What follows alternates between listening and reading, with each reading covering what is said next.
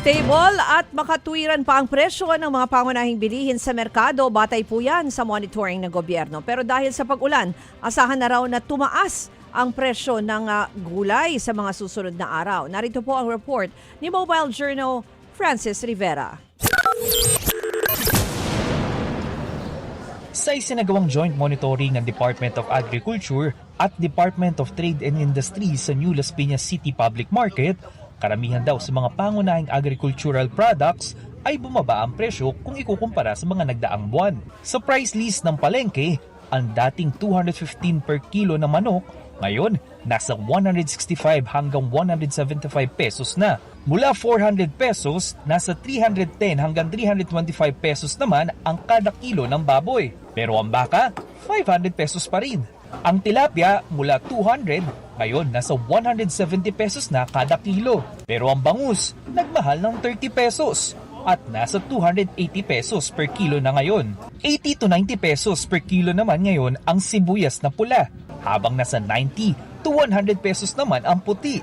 Ang bawang, 150 to 160 pesos ang kada kilo. Ang kamatis, 85 to 95 pesos, habang ang sili, 100 to 120 ang kilo. Sa bigas, may mabibili pang 40 hanggang 50 pesos ang lokal at 60 to 70 naman papatak ang ibang brand ng bigas. Base naman sa DA, stable at makatwira ng presyo ng mga produkto sa palengke. Pero paalala ng kalihim, asahan ng kaunting paggalaw sa presyo ng harvest goods o mga ani dulot ng pag-ulan. Ngayon na umuulan, baka certain vegetables pwede tumaas for a week or a few days, then bababa ulit yan.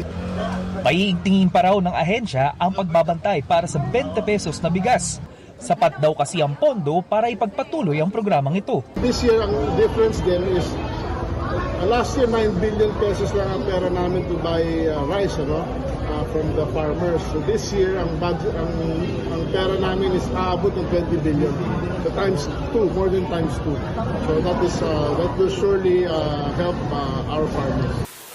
Pagtitiyak pa ng ahensya, sapat pa raw ang supply ng agriculture goods sa bansa at hindi na kinakailangan pa magpataw ng 5% price cap sa bigas.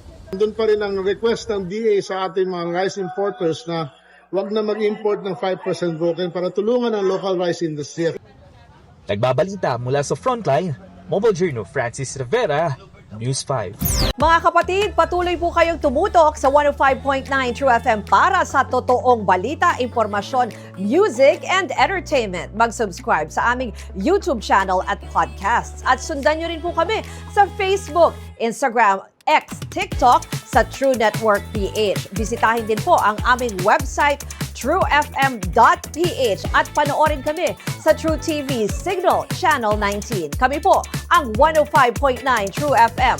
Laging true sa'yo, kapatid!